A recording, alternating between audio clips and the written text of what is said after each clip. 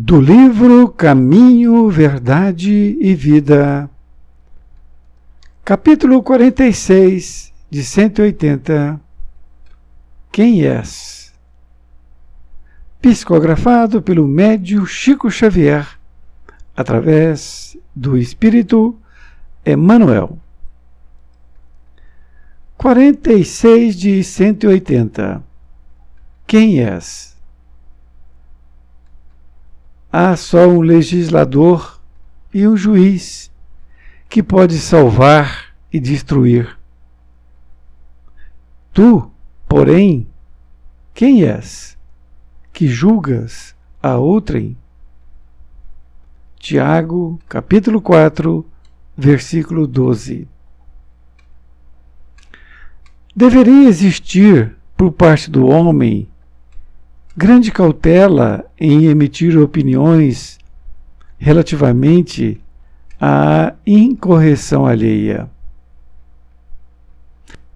Um parecer inconsciente ou leviano pode gerar desastres muito maiores que o erro dos outros, convertido em objeto de exame. Naturalmente, existem determinadas responsabilidades que exigem observações acuradas e pacientes daqueles a quem foram conferidas. Um administrador necessita analisar os elementos de composição humana que lhe integram a máquina de serviços. Um magistrado, pago pelas economias do povo, é obrigado a examinar os problemas da paz ou da saúde sociais, deliberando com serenidade e justiça na defesa do bem coletivo. Entretanto, importa compreender que homens como esses, entendendo a extensão e a delicadeza dos seus encargos espirituais, muito sofrem quando compelidos ao serviço de regeneração das peças vivas, desviadas ou enfermiças, encaminhadas à sua responsabilidade. Na estrada comum, no entanto, verifica-se grande excesso de pessoas viciadas na precipitação e na leviandade. Cremos seja útil a cada discípulo, quando assediado pelas considerações insensatas, lembrar o papel exato que está representando no campo da vida presente, interrogando a si próprio antes de responder às indagações tentadoras. Será este assunto de meu interesse? Quem sou? Estarei, de fato, em condições de julgar alguém? Emmanuel, Pedro Leopoldo, 2 de setembro de 1948. Querido amigo, querida amiga, aqui estamos nós diante do capítulo 46 de 180 do livro Caminho, Verdade e Vida. Este título, dado por Emmanuel, Quem és? Ele nos remete a fazer uma reflexão, porque ele está nos perguntando: quem és? Então, desta forma, nós temos que refletir quem somos. E ele utiliza esta passagem evangélica do apóstolo Tiago, no capítulo 4, versículo 12, que diz: há só um legislador e um juiz que pode salvar e destruir. Tu, porém, quem és, que julgas a outrem? Então, já naquela época, era bem definido a parte relativa da organização do homem. Então ele diz que tem um legislador, ou seja, aquele que promove as leis, que faz as leis, e um juiz. Então eram essas duas figuras. E que diz ele que pode salvar e destruir. Ou seja, pode, diante da lei e do julgamento que o juiz faz, ele pode salvar a criatura ou destruir. Mas ele pergunta: e tu, porém, quem és que julgas a outrem? Então ele diz que somente esses dois que têm esta incumbência, um para legislar e outro para julgar. Então por isso que ele pergunta: e tu, quem és que julgas a outrem? É um alerta muito grande para todos nós, que muitas vezes nós tecemos comentários a respeito de fatos ou de pessoas e que nós deveríamos ficar calados.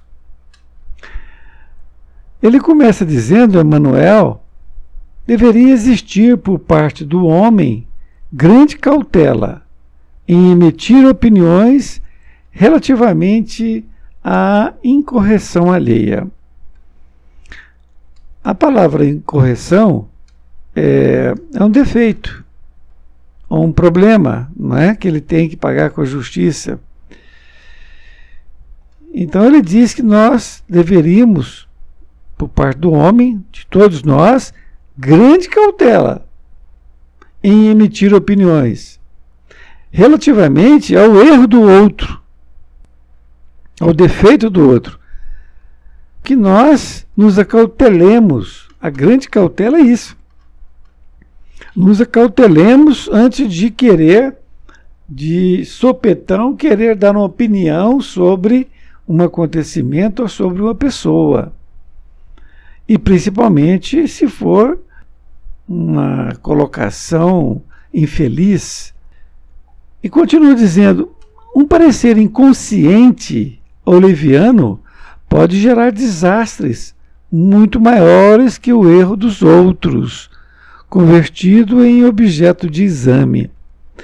Diz ele que um parecer inconsciente ou leviano, nosso, vamos falar para nós, se nós tivermos esse parecer, essas colocações inconsciente ou leviana, que nós podemos provocar um erro maior do que aquele que foi convertido em exame.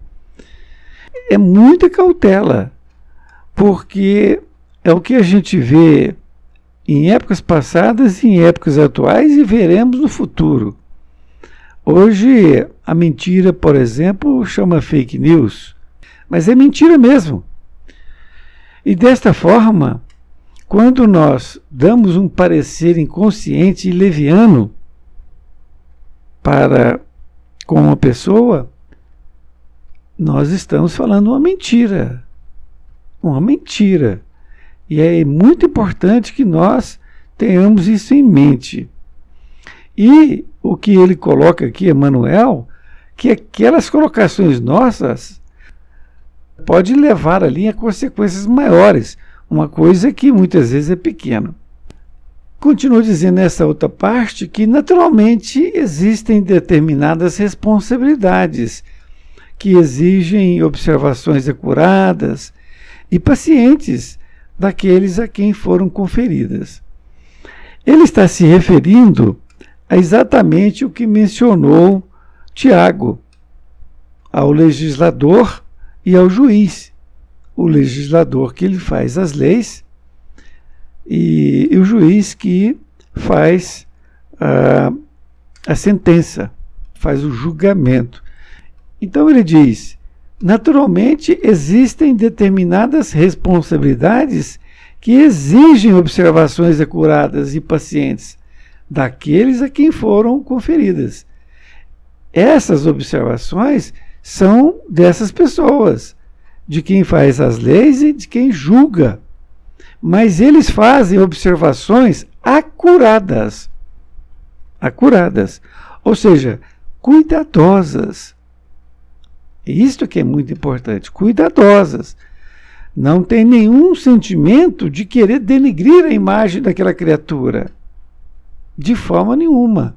Ao passo que aquele que fala do outro sem responsabilidade, de forma sem nenhuma responsabilidade, este sim está falando mal do outro. E ele dá exemplos aqui. Um administrador necessita analisar os elementos de composição humana que lhe integram a máquina de serviços. Desta feita, aquele que administra uma empresa, por exemplo, ele tem que saber sobre cada pessoa que trabalha na sua empresa. Por isso que ele necessita analisar os elementos de composição humana que lhe integram a máquina de serviços. Porque ele precisa saber se tem idoneidade a essas pessoas que trabalham para ele, se são honestas, se são leais. E tudo isso são coisas importantes. Quando o administrador de uma empresa quer saber da vida de quem vai trabalhar na sua empresa, isso faz parte de um processo para ele poder crescer e não ter uma pessoa dentro da sua empresa que não vai trabalhar. Até uma pessoa que não tem condições nenhuma de trabalhar na empresa dele. E continua dizendo, um magistrado pago pelas economias do povo é obrigado a examinar os problemas da paz ou da saúde sociais, deliberando com serenidade e justiça na defesa do bem coletivo. Nesta aqui ele está falando do magistrado, que é um juiz, que diz ele que é pago pelas economias do povo, ou seja, é pago pelo Estado. E ele é obrigado a examinar os problemas da paz ou da saúde sociais. Isto é, ele precisa saber o que está acontecendo ali para ele tomar uma decisão acurada, uma decisão certa, correta. Quando ele diz, deliberando com serenidade e justiça na defesa do bem coletivo, é isto que precisa. O magistrado está imbuído com este propósito. E ele continua dizendo, nesta outra parte, entretanto, importa compreender que homens como esses, entendendo a extensão e a delicadeza dos seus encargos espirituais, muito sofrem quando compelidos ao serviço de regeneração das peças vivas, desviadas ou enfermiças, encaminhadas à sua responsabilidade. Ele aqui está falando desses magistrados.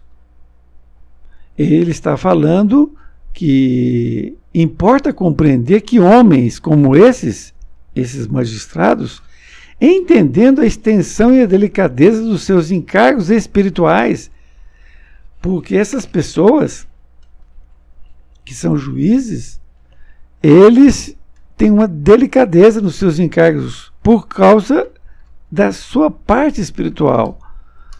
Mesmo que ele não seja espírita, mas ele sendo uma pessoa que crê em Deus, ele sabe perfeitamente que ele tem uma responsabilidade muito grande com Deus, se ele ali tomar atitudes equivocadas ou levianas em relação àquela pessoa. Por isto é que Emmanuel diz, muitos sofrem, quando compelidos, ou seja, quando são obrigados ao serviço de regeneração das peças vivas. Isto é, está na mão deles para regenerar aquela criatura desviada ou enfermiça, que estão sendo encaminhadas à sua responsabilidade. Desta feita, quando nós formos pensar no juiz, nós elevemos o nosso pensamento e vamos perceber o quão é importante a sua responsabilidade e o seu trabalho. Porque há pessoas que acham que o juiz não faz nada, ou o juiz, e ele tem lá pilhas e pilhas de processos para ser deliberado, são processos que não acabam nunca. E continua dizendo, na estrada comum, no entanto, verifica-se grande excesso de pessoas viciadas na precipitação e na leviandade. Ele se reporta agora à humanidade, na estrada comum, isto é, não é mais lá no tribunal com o juiz, agora é na estrada comum, aqui no dia a dia. No entanto, verifica-se grande excesso de pessoas viciadas na precipitação e na leviandade. Isto é, pessoas viciadas é porque estão acostumadas a falar da vida alheia. São precipitadas e levianas. Não medem as consequências. É exatamente isto que está escrito. Nesta outra parte, ele diz: cremos seja útil a cada discípulo, quando assediado pelas considerações insensatas, lembrar o papel exato que está representando no campo da vida presente, interrogando a si próprio, antes de responder às indagações tentadoras. Será este assunto de meu interesse? Quem sou? Estarei de fato em condições de julgar alguém? Olha, essas três perguntas me parecem muito com as três peneiras, que quando nós formos falar mal de alguém, fazer um julgamento ou coisa parecida, que nós passemos pelas três peneiras. As três peneiras, como aquelas da fazenda, que tem a peneira mais grossa, peneira feijão, depois tem a peneira para arroz e depois tem a peneira para fubá. E desta forma, quando nós tivermos essa pressa de falar alguma coisa a respeito de uma pessoa, que nós passamos por essas três peneiras. A primeira, se é verdade. Essa peneira já chega a impedir 70% do que você vai falar. Porque se você não tem a consciência de que é uma verdade, de que realmente aconteceu, ou você simplesmente ouviu falar, não fale. E se você fizer isto, essas três peneiras, você vai ficar mais calado do que falando. Pode ter certeza. Mas tem a segunda. Suponhamos que seja verdade aquela situação pela qual a pessoa passou. Muito bem. Essa segunda peneira diz assim: vai fazer bem para alguma pessoa isto que eu vou falar? Possivelmente não vai fazer, né, nenhum bem. E a terceira peneira, ela fala exatamente se aquilo não vai fazer mal para ninguém. Vejam bem. A primeira, se é verdade. A segunda, se vai fazer bem para alguém. E a terceira, se não vai fazer nenhum mal. Desta forma, nós praticamente não vamos falar coisa nenhuma. Por isso que ele faz essas colocações. Será este assunto de meu interesse? Será de interesse meu? Se você pensar um pouco, você vai falar: poxa, mas eu estou perdendo tempo. Eu estou falando da vida alheia. Então não é do meu interesse. Interesse no sentido de melhorar a mim mesmo. E seja na minha parte profissional ou de amizade. Não tem interesse nenhum, né? E aí, faça a pergunta para você mesmo: quem sou? A lição não chama quem és? Pergunta: quem sou? Estarei de fato em condições de julgar alguém? Você vai ver que não tem condições nenhuma. Por isso que Jesus disse: não julgueis para não ser julgado. Por quê? Porque a partir do momento que nós fazemos um julgamento, principalmente implacável para com uma pessoa, nós vamos fazer aquele julgamento para nós também. Da mesma forma, no mesmo nível, desta feita, se eu for implacável com alguém, eu vou ser implacável comigo também. O não julgamento, ele vem do alto amor. Se você tiver um alto amor, você não julga ninguém. Porque você começa a entender quem é você e começa a entender que as pessoas são iguais a você. Estão lutando para uma vida melhor, para ser uma pessoa melhor. E desta feita você não vai julgar ninguém. A lição é realmente para que a gente possa ler, para que a gente possa refletir todos os dias. Um grande abraço e até mais ver, e fique com Deus.